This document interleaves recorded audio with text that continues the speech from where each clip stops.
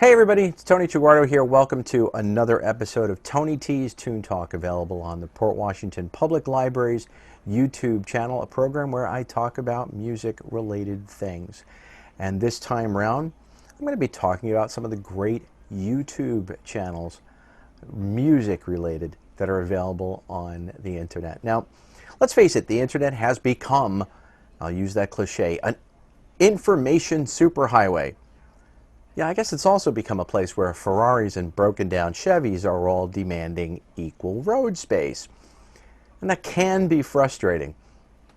Yeah, as a librarian, I get hung up on little things like factual accuracy, a thing that some bloggers and YouTubers have no respect for. But as a writer and a podcaster myself, I can also thoroughly enjoy a good rant or an opinionated essay, as long as the writer or the presenter has something to back up their opinions with.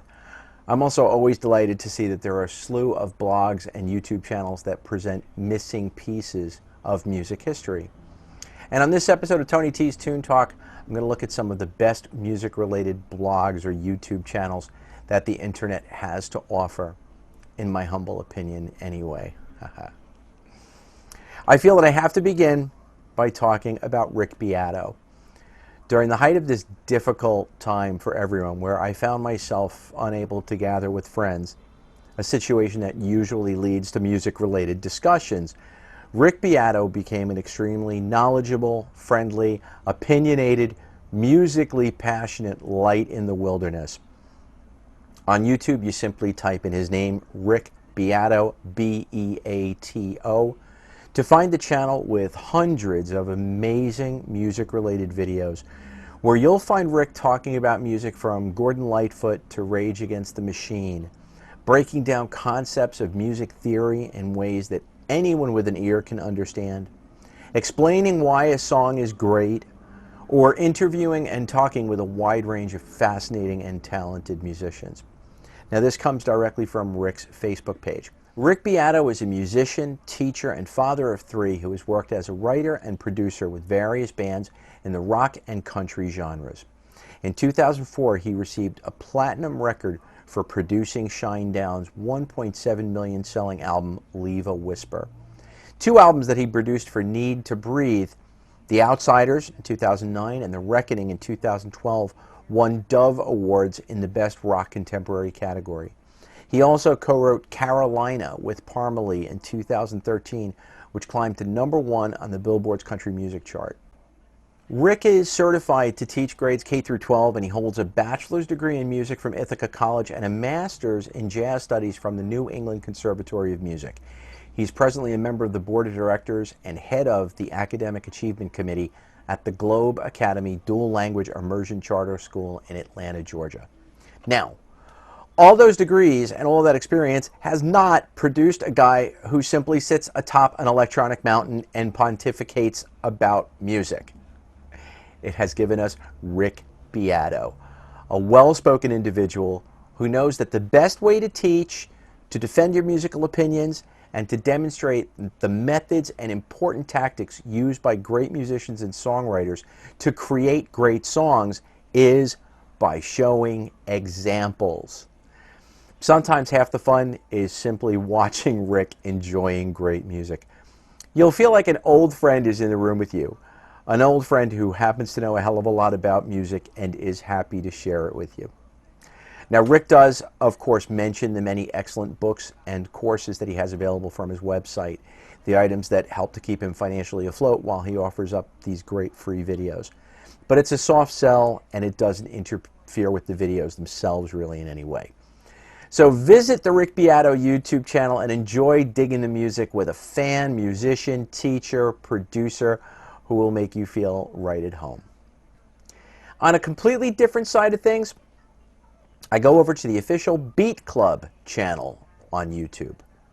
The channel boasts over 1,000 videos as of this recording date, and they are all cut from episodes of the incredible German music program Beat Club that ran from 1965 to 1972.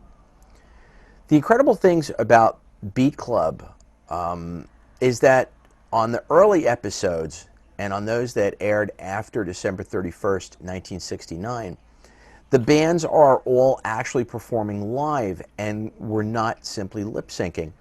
The other thing is that you're catching some groups either in their prime or maybe after having made some unique changes to personnel. But nonetheless, it all adds up to things that are really just unique online. Many videos that I had never seen or had seen in bad quality from bootlegs of Beat Club that had been going around for years. It's now wonderful to see in perfect quality. You're going to catch dynamic, hot live performances by bands like Fanny, by the post-Jim Morrison lineup of The Doors, by the latter era Byrds, Alice Cooper, Joe Cocker, Ike and Tina Turner, and even Black Sabbath, featuring a rather uncomfortable looking Ozzy Osbourne as the frontman. Great stuff. My recommendation, set yourself up with a playlist and lose yourself for hours on this great channel selection of very high quality music clips. Jorma Kaukonen is the gifted, personable, nimble-fingered ex-lead guitarist of Jefferson Airplane.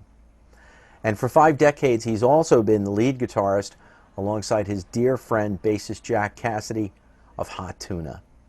Since 1989, Jorma has been the proprietor of the Fur Peace Ranch, a 126-acre piece of land in Ohio, where he brings in some of the greatest musicians in the world to present workshops and teach classes in music performance and songwriting.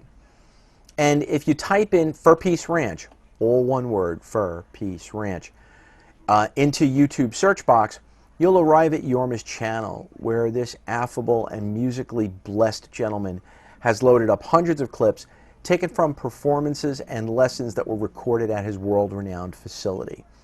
These clips include, as of this recording, 19 of his hour-plus quarantine concerts, some featuring Jorma as a soloist, others with special guests, including the aforementioned Mr. Cassidy.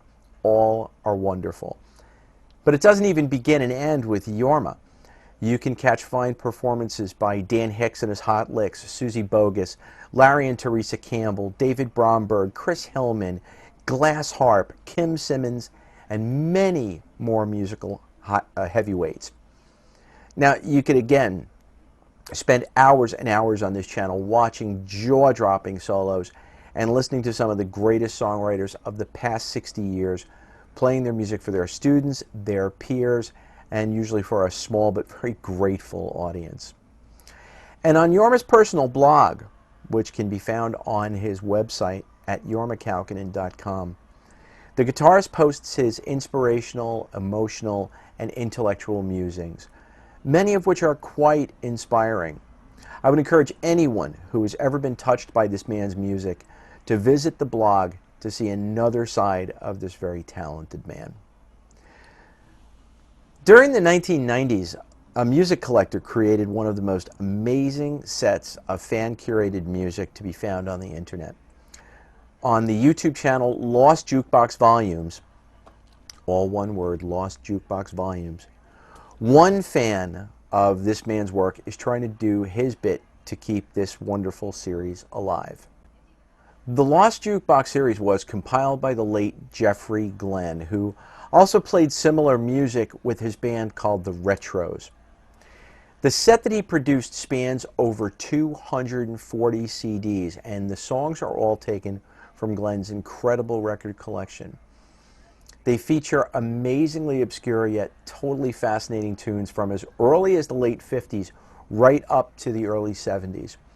You will be amazed, enthralled, and amused at this totally fascinating series of compilations, The Lost Jukebox.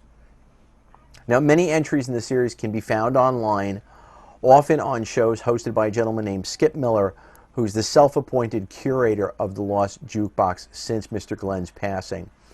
And he also discusses his searches for every one of the songs featured on the Lost Jukebox volumes.